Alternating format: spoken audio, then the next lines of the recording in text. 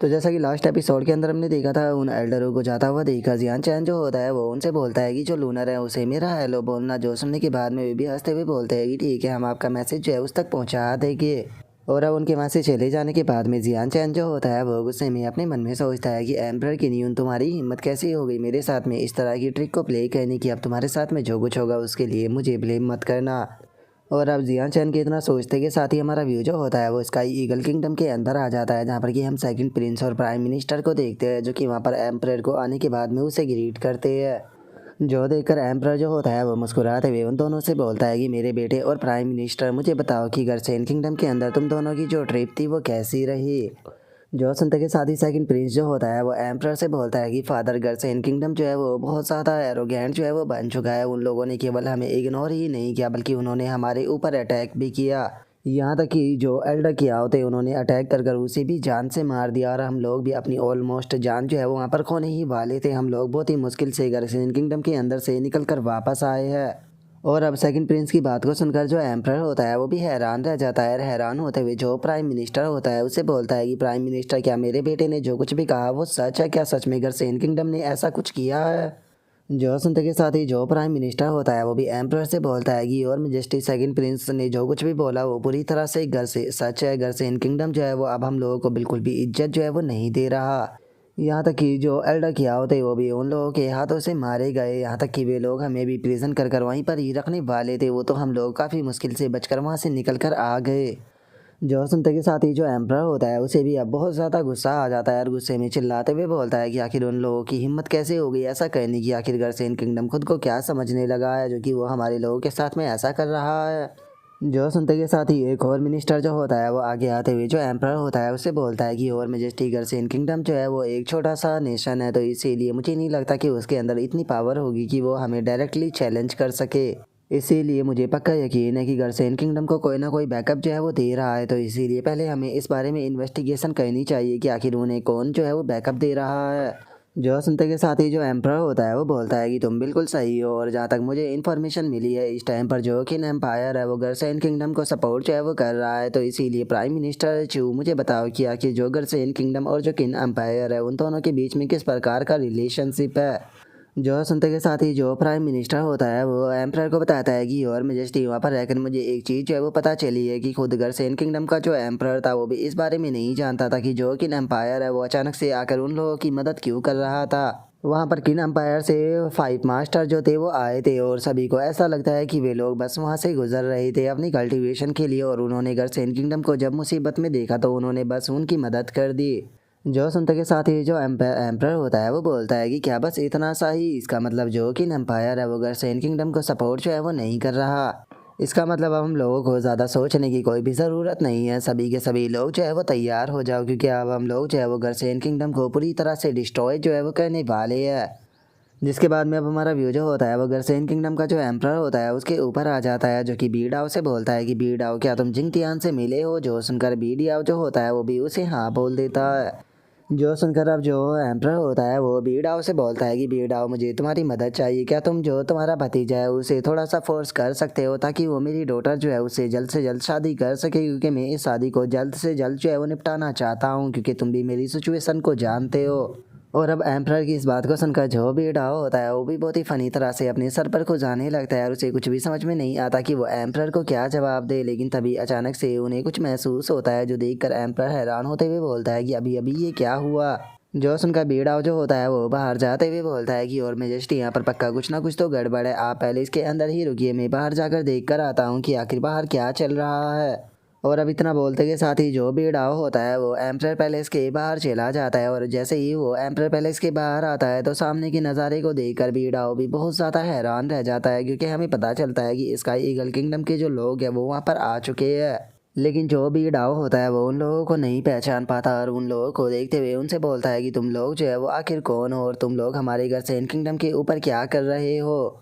जो सुनकर sky eagle kingdom का वो बंदा जो होता है वो बीड हाउस से बोलता है कि हम लोग जो है वो हेवनली ईगल किंगडम से यहाँ पर आए हैं, तुम्हारे लिए सही यही रहेगा कि अपने एम्परर, प्रिंसेस यूनर और जो जिंगटियान है उन तीनों को हमारे हवाले कर दो, नहीं तो तुम सभी लोग जो है वो एक एक कर कर यहाँ पर मारे जाओगे। जो सुनते के साथ ही जो भी डाव होता है उसे काफ़ी ज़्यादा गुस्सा आ जाता है और वो गुस्से में चिल्लाते हुए बोलता है कि अच्छा तो तुम स्काई ईगल किंगडम से यहाँ पर आए हो और क्या तुम सब उसमें तुम लोगों को ऐसा लगता है कि हमारा जो गर्सेन किंगडम है वो अभी भी उतना ही कमज़ोर है जितना कि वो पास्ट में हुआ करता था, जो कि तुम आकर हमें इस तरह से बुली कर सकते हो। जो सुनते के साथ ही जो स्काई ईगल किंगडम का बंदा होता है वो हंसते हुए बोलता है कि आखिर इसमें सोचने वाली ही क्या बात है, सच बताऊँ तो तुम्हारा गर्सेन किंगडम जो है वो बेवकूफ़ों की फौज से ज़्यादा और कुछ भी नहीं है, जहाँ पर कि बस चारों तरफ बेवकूफ़ भरे हुए हैं और हमारी नज़रों में तुम्हारी औकात कुछ भी नहीं है। जो सुनते के साथ ही बीड़ाव जो होता है उसे काफ़ी ज़्यादा गुस्सा आ जाता है और वो गुस्से में अटैक करते हुए बोलता है कि बास्टर तुम्हारी हिम्मत कैसे हो गई हमारे किंगडम की इस तरह से बेइज्जती करने की, अभी मैं तुम्हें स्वाद चखाता हूँ। और अब इतना बोलते के साथ ही बीड़ाव जो होता है वो अपने अटैक को बनाने लगता है जिसका नाम कि ओपन हेवन होता है और अपने अटैक को बनाते हुए सीधे उस स्काई ईगल किंगडम के बंदे के ऊपर अटैक करने के लिए जाने लगता है। और अब बीड़ाव की टेक्निक को देखने के बाद में वो स्काई ईगल किंगडम का बंदा भी हैरान रह जाता है, हैरान होते हुए बोलता है कि एक मिनट, ये तो हेवन कॉम्बैट टेक्निक है, यकीन नहीं होता कि तुम्हारे पास में सच में हेवन कॉम्बैट टेक्निक है। और इतना बोलते के साथ ही वो बंदा जो होता है वो बीड़ाव का जो अटैक होता है उसे अपनी एनर्जी से रोक लेता है, रोकते हुए बीड़ाव से बोलता है कि अगर तुम जो अपनी हेवनली कॉम्बैट टेक्निक जो है वो मुझे दे देते हो तो मैं तुम्हें यहाँ पर एक खुशी खुशी मौत जो है वो दे दूंगा।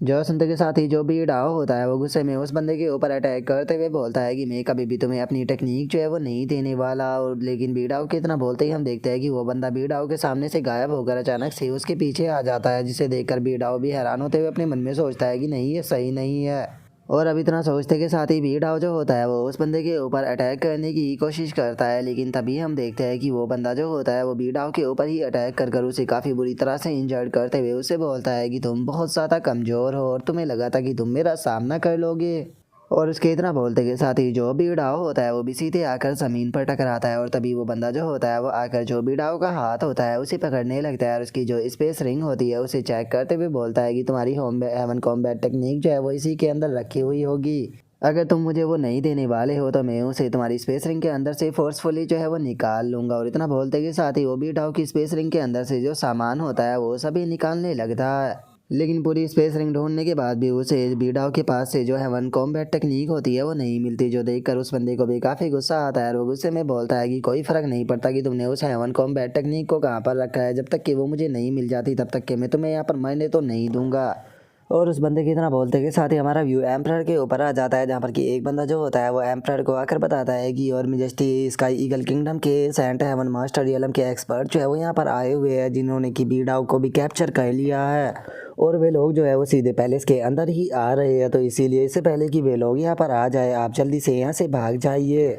जो सुनते के साथ ही जो एम्परर होता है वो उस बंदे से बोलता है कि यहाँ की जो सिचुएशन है उसे मैं संभाल लूँगा, तुम जल्दी से जो यूनर है उसे लेकर जो चैंगयांग मैंसन है वहाँ पर चले जाओ। जो सुनकर वो बंदा भी ओके बोलकर वहाँ से चला जाता है। और तभी हम देखते हैं कि जो एम्परर का पैलेस होता है उसके अंदर एक काफ़ी तगड़ा धमाका हमें देखने के लिए मिलता है और अब जो स्काई ईगल किंगडम का वो बंदा होता है वो वहाँ पर आ जाता है और वहाँ पर आकर जो एम्परर होता है उसे बोलता है कि गर्सेन किंगडम के एम्परर हम लोग जो है वो स्काई ईगल किंगडम से यहाँ पर आए हैं और जो हमारे एम्परर है वो आपको टी पार्टी के लिए इनवाइट जो है वो करना चाहते हैं, तो इसीलिए प्लीज़ हमारे साथ में चलिए। और उस बंदे के इतना बोलते के साथ ही जो गर्सेन किंगडम के गार्ड होते हैं वो एम्परर के सामने आ जाते हैं और एम्परर के सामने आते हुए बोलते हैं कि और मेजेस्टी को प्रोटेक्ट करो।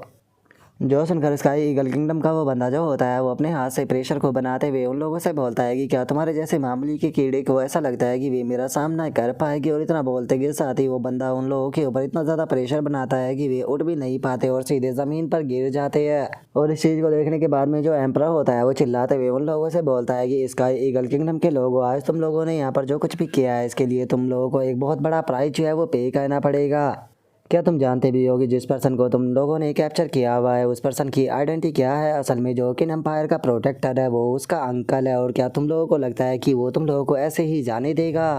और अब एम्परर की इस बात को सुनते के साथ ही वो स्काई ईगल किंगडम का जो बंदा होता है वो जोर जोर से हंसने लगता है, हंसते हुए बोलता है कि एम्परर आप तो बहुत ही अच्छा मजाक जो है वो कर लेते हो। आप कहना चाहते हो कि इस कमज़ोर से बंदे को जिसे कि मैंने अभी अपने हाथों में कैप्चर किया हुआ है, इस पर्सन का जो भतीजा है वो कोई और नहीं बल्कि किन एम्पायर का प्रोटेक्टर है, क्या आप मेरे साथ में मजाक कर रहे हो? और क्या सच में आपको ऐसा लगता है कि आपकी ऐसी बेहुदी बात के ऊपर कोई भी पर्सन जो है वो यकीन कर लेगा? मुझे लगता है कि और मेजेस्टी आपको बोलने से पहले थोड़ा सोच लेना चाहिए।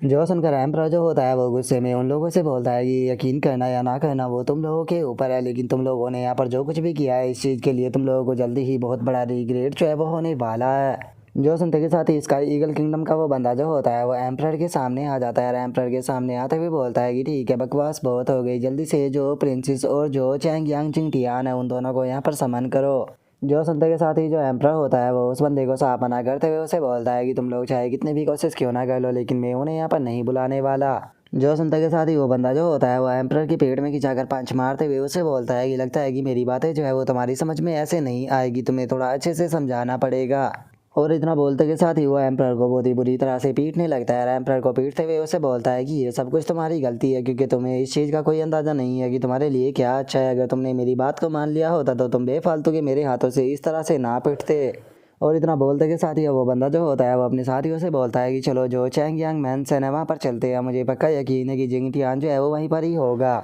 और उसके इतना बोलते के साथ ही अब हमारा व्यू जो होता है वो जियान चैन की मदर के ऊपर आ जाता है, जो कि प्रिंसेस यूनर से बोलती है कि प्रिंसेस यूनर तुम मेरे साथ में यहीं पर ही बैठो, जिस टाइम पर वो लिटिल ब्रैड जो है वो वापस आ जाएगा तुम देखना मैं उसे एक अच्छा सबक सिखाऊंगी। और जियान चैन की मदर की बात को सुनकर यूनर उसे कुछ बोलने की कोशिश करती है, लेकिन तभी जियान चैन की मदर जो होती है वो अपने पास से एक पेंडेंट जो होता है उसे निकालते हुए यूनर से बोलती है कि यूनर ये मैंने तुम्हारे लिए रखा है और मुझे यकीन है कि ये तुम पर काफ़ी अच्छा लगेगा। और अब जियान चैन की मदर की बात को सुनते के साथ ही जो यूनर होती है उसका चेहरा भी लाल पड़ जाता है और वो मना करते हुए जो जियान चैन की मदर होती है उसे बोलती है कि आंट मैं इसे नहीं ले सकती हूँ, ये बहुत ही ज़्यादा कीमती है। और यूनर के इतना बोलते के साथ ही बाहर से किसी पर्सन की चिल्लाने की आवाज़ आती है, जो कि चिल्लाते हुए बोलता है कि जेगी टियान जल्दी से बाहर आओ, घर में छुपना बंद करो। जो सुनते के साथ ही जियान चैन की जो मदर होती है वो बाहर जाने लगती है और यूनर से बोलती है कि यूनर तुम यहीं पर ही रुको, मैं देख कर आती हूँ कि बाहर क्या हो रहा है। जो सुनकर यूनर जो होती है वो भी उसके साथ में आते हुए बोलती है कि आंट मैं भी तुम्हारे साथ में चलती हूँ। और इतना बोलकर जो यूनर होती है वो जैसे ही मैंसन से बाहर आती है तो सामने के नज़ारे को देखने के बाद में वो बहुत ही ज़्यादा हैरान रह जाती है, क्योंकि हमें पता चलता है कि वे स्काई ईगल किंगडम के बंदे होते हैं जिन्होंने कि एम्प्रर को भी पकड़ा हुआ होता है। और अब जो वो स्काई ईगल किंगडम का बंदा होता है वो चिल्लाते हुए बोलता है कि जिंग टियान जल्दी से अपने घर से निकल कर बाहर आओ, अगर तुम बाहर नहीं आए तो मैं तुम्हारे पूरे पैलेस को डिस्ट्रॉय कर दूंगा।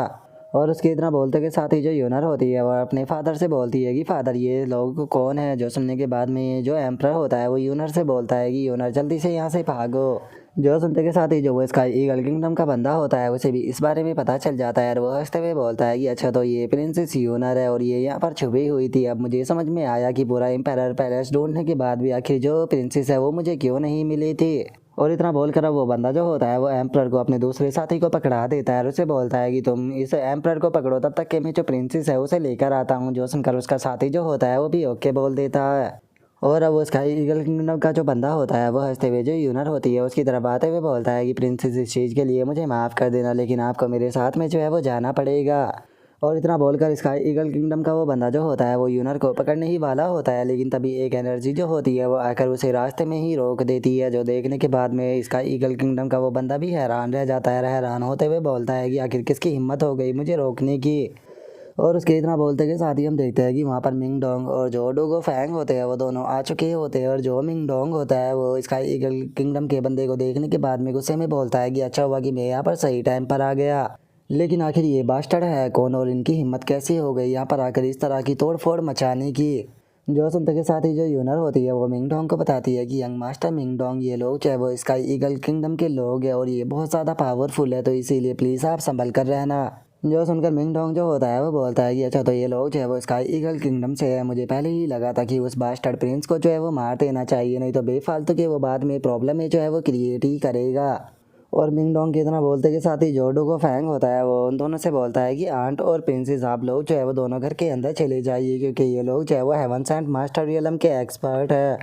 और जब इन लोगों के साथ में हम लोग जो है वो फाइट करना शुरू करेंगे तो यहाँ पर काफ़ी ज़्यादा एनर्जी की फ्लक्चुएशन जो है वो रिलीज़ होगी और उस एनर्जी की फ्लक्चुएशन से आप दोनों जो है वो इंजर्ड हो सकते हो। जो सुनते के साथ ही जियान चैन की जो मदर होती है वो यूनर को वहाँ से लेकर जाने लगती है और उसे ले जाते हुए उन लोगों से बोलती है कि ठीक है मैं यूनर को बेसमेंट के अंदर लेकर जा रही हूँ, इन बास्टर्डों को छोड़ना मत। जो सुनते के साथ ही इसका ईगल किंगडम का जो बंदा होता है वो यूनर को पकड़ने के लिए उसके पीछे भागता है और चिल्लाते हुए बोलता है कि क्या तुम लोगों को ऐसा लगता है कि तुम लोग चाहे वो मेरे हाथों से निकल कर इस तरह से भाग सकते हो। और इतना बोलकर वो यूनर के पीछे जा रहा होता है, लेकिन तभी मिंग डोंग जो होता है वो उस बंदे के पास में आ जाता है और उसके पास में आते हुए बोलता है कि लगता है कि तुम मरना चाहते हो। और अब मिंग डोंग को ऐसे अचानक से अपने पास में आता हुआ देखकर वो स्काई ईगल किंगडम का बंदा जो होता है वो भी हैरान रह जाता है। लेकिन जैसे ही मिंग डोंग उसके ऊपर अटैक करता है तो वो सही टाइम पर अपने हाथों को आगे लाकर मिंग डोंग के अटैक को डॉज कर लेता है। लेकिन मिंग डोंग के अटैक के कारण उस बंदे को मिंग डोंग की पावर का अंदाज़ा लग जाता है, जिसे देखने के बाद में वो खुद हैरान होते हुए अपने मन में सोचता है कि आखिर ये पर्सन है कौन, ये हेवन सेंट मास्टर रियलम पर भी नहीं पहुंचा है लेकिन उसके बाद भी ये इतने पावरफुल पंच को कैसे रिलीज कर सकता है।